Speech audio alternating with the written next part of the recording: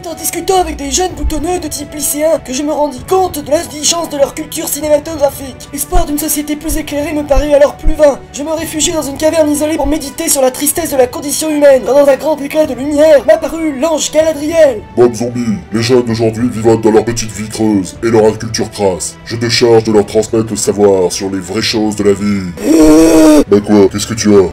Moi je sais pas faire moi. Ta gueule! Tu vas faire une émission sur YouTube pour les ramener dans le droit chemin cinématographique car ils vivent dans l'erreur et la fadeur. Tu appelleras cette émission la vidéothèque idéale. C'est ainsi qu'investi de ma mission, je vous transmets aujourd'hui, jeunes gens insolents et ignorants, la connaissance cinématographique qui vous manque. Faites-en bon usage, Tad Gozo.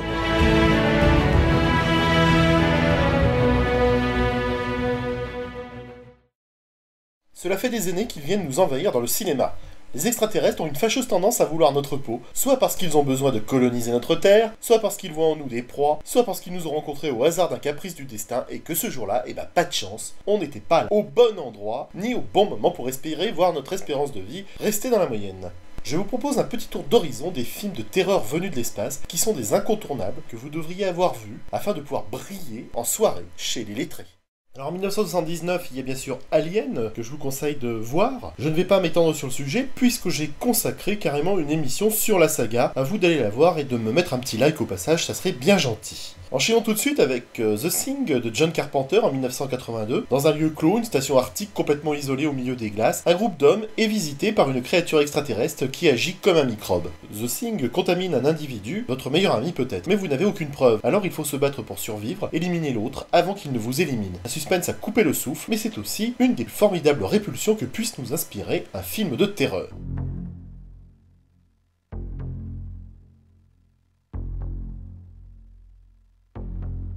L'un d'entre eux n'est pas humain, mais comment savoir lequel je dois cramer avec mon lance-flamme? Je sais pas, c'est difficile à dire, hein. T'as qu'à cramer le petit gros. Ah bah non, c'est pas juste, pourquoi ça serait moi? Est-ce que c'est un petit gros et j'aime pas les petits gros? Ah mais non, mais ça c'est pas une raison, hein. Ouais bah fais ce que tu veux, tu crames ce que tu veux alors. Ah bah non, c'est pas juste. On n'a qu'à tous les cramer. Ah non, l'un et l'autre, il faut toujours qu'il utilise des méthodes de fasciste. Je suis pas fasciste. Bah ouais, mais tu veux tous les buter quand même. Comme ça, on est débarrassé. Ah non, ça se fait pas. On va pas y passer la nuit. Surtout qu'ici, elle dure 6 mois. Putain, la prise de tête. Bon, on fait quoi? Réfléchissez les gars, pas de geste à considérer. On les crame tous. Ouais, je sais pas, moi. Vous préférez pas aller boire une tisane et en discuter tranquillement? Non. Moi, ça me paraît bien. Ouais, bon d'accord, moi aussi. J'aime pas la tisane. Ouais, bah toi tu fais chier aussi. Ouais, un petit peu quand même, hein. Faut pas abuser non plus. Vous pensez qu'on aura fini à quel moment? Parce que... Ta gueule, on réfléchit. Non, parce que sinon il va y avoir beaucoup trop de monde à la cantine. Non mais vous croyez où là les gars? Vous êtes comme qui dirait en garde à vue? Bah ouais, mais faudrait peut-être se décider là. Ça prend le chou. Comme je pense que tout le monde est un petit peu tendu, on devrait peut-être reconsidérer les choses devant une bonne tisane. Ok, moi je valide. J'aime pas la tisane. On va commencer à le savoir du con. Ouais, sauf que moi j'aime pas ça. Prise de tête.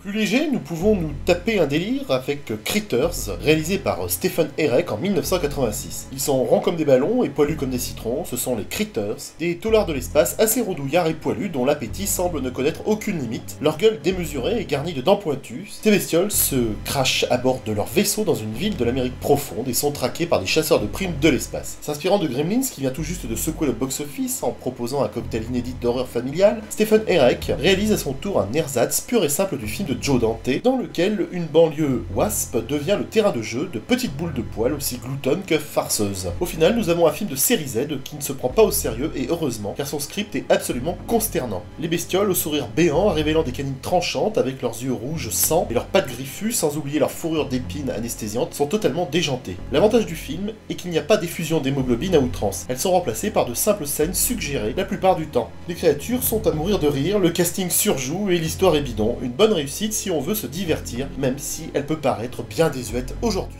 Je vous conseille également Aliens le retour de James Cameron en 1986. J'en ai déjà parlé dans une autre émission, alors allez voir cette autre émission, ça me fera plaisir. J'enchaîne directement, justement parce que je parle d'Alien, je vais parler maintenant de Predator, un film de John McTiernan en 1987, parti joyeusement à la fleur au fusil, à la recherche d'une équipe de conseillers militaires américains à un commando de mercenaires virils, dirigé par le costaud Dutch Schaefer, échoue dans sa mission et se retrouve aux prises avec un vilain ennemi invisible, le Predator. Predator marque l'apogée du film de brut. Il fait partie de ces films qui ont marqué une génération de spectateurs à la fin des années 80. Il faut dire que Schwarzy et ses gros muscles saillants apportent une certaine joie aux spectateurs quand il tire comme un dératé sur des fougères à la sulfateuse. Le film est signé d'un maître du cinéma épique, John McTiernan. Le Predator se révèle en 3 fois dans le film. D'abord, nous le devinons par des mouvements bizarres dans les feuilles et les arbres, puis il apparaît en armure et ce n'est que lors de sa 3e apparition qu'on découvre sa vilaine tête de crabe. Le film nous donne des aperçus en flash sonore et visuel de la perception de la créature, chose qui n'arrive jamais dans la série des Aliens. Ce qui est troublant est le caractère suicidaire du Predator qui semble rechercher le face-à-face avec sa proie. Une des grandes réussites du film est de donner à Schwarzy un environnement naturel, luxuriant, grandiose et menaçant qui en fait une sorte d'homme naturel ou de héros mythologique avec sa masse de muscles et de force qui se fondent avec le décor, comme le Predator. Il est donc regrettable que la magnifique créature qu'est le Predator ait été banalisée par plusieurs séquelles qui ne sont pas au niveau de l'original. Cette œuvre a donné naissance à cette créature sanguinaire devenue un personnage de légende au cinéma, même si par la suite, les autres films sur la bestiole ont été beaucoup moins réussis.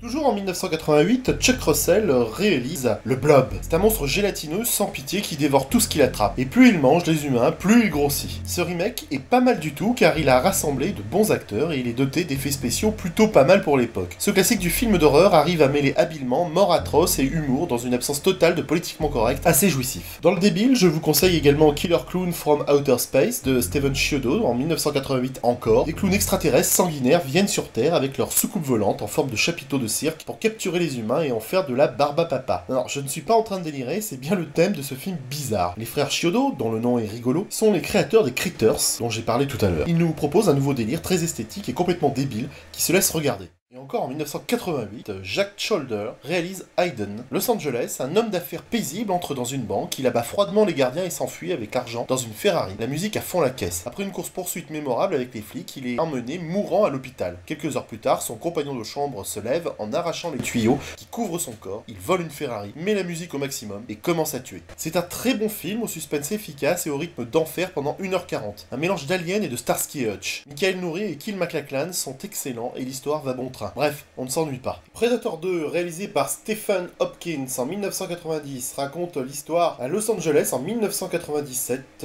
d'un détective, Mike Harrigan, mais également de son équipe qui lutte contre toutes sortes de trafiquants. Bientôt, un tueur invisible et invulnérable décime leur rang. Mike mène son enquête et découvre que Los Angeles est devenu le terrain de chasse d'un prédateur venu d'un autre monde. Predator 2 est la suite directe du tout premier Predator avec Arnold Schwarzenegger dans la jungle. Dans ce deuxième opus, le prédateur change de territoire de chasse. Il évolue à présent en milieu urbain, au cœur des ghettos, et il massacre à tout va les brigands et les chefs de gang. C'est à voir. Alors après, il y a ceux qui disent que « Ah, c'est le meilleur des Predators, et c'est mieux que le premier, gna gna gna, gna gna gna. » moi je dis c'est une question de goût.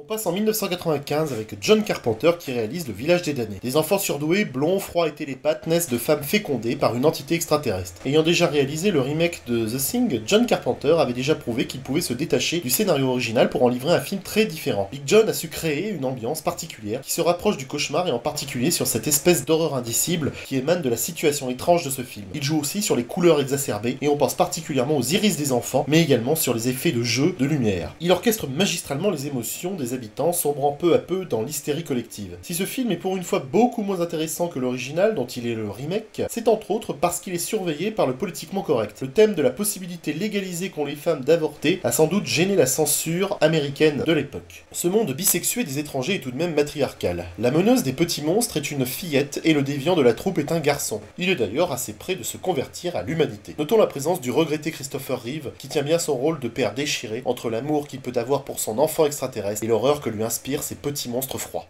Je vais finir avec un film de Robert Rodriguez en 1998, The Faculty. Harrington Heights est une école comme les autres où pullulent des professeurs usés bien avant la retraite, des élèves plutôt crétins ou cancres et quelques étudiants sérieux quand même. Une bande d'adolescents qui n'avaient rien en commun est obligée de s'allier pour faire face à un problème inédit, une invasion d'êtres venus d'une autre planète qui prennent possession des humains. Ah, c'était l'époque où notre Robert était bon. On est loin quand même du Pacific Rim là, Burke. L'idée de faire une compile, on dit une compile, ça fait jeune, des classiques du genre était très bonne. Ce film est un un hommage au film d'extraterrestres pas sympa venus nous envahir pour des raisons aussi futiles que grotesques. Et tout ça, c'est grâce à Kevin Williamson, un gars qui a dévoré, comme tous ceux de ma génération, les grands classiques du fantastique des années 80. Pour ceux qui ne suivent pas, il faut savoir que Kevin avait fait une entrée remarquée dans le domaine de la terreur cinématographique avec Scream de Wes Craven. Il a poursuivi avec Scream 2 et Souviens-toi l'été dernier. Il a également écrit Halloween 20 ans après de Steve Miner. Sacré Kevin. L'art de recycler des vieux films et de les vendre aux nouvelles générations incultes. Bien joué mon gars. Voilà, il y aurait bien d'autres films à voir, mais commencez déjà par regarder ça et vous pourrez commencer à asseoir une solide culture cinématographique plutôt que de vous extasier devant les dernières nouveautés sans originalité de notre époque désabusée. A bientôt les gozos.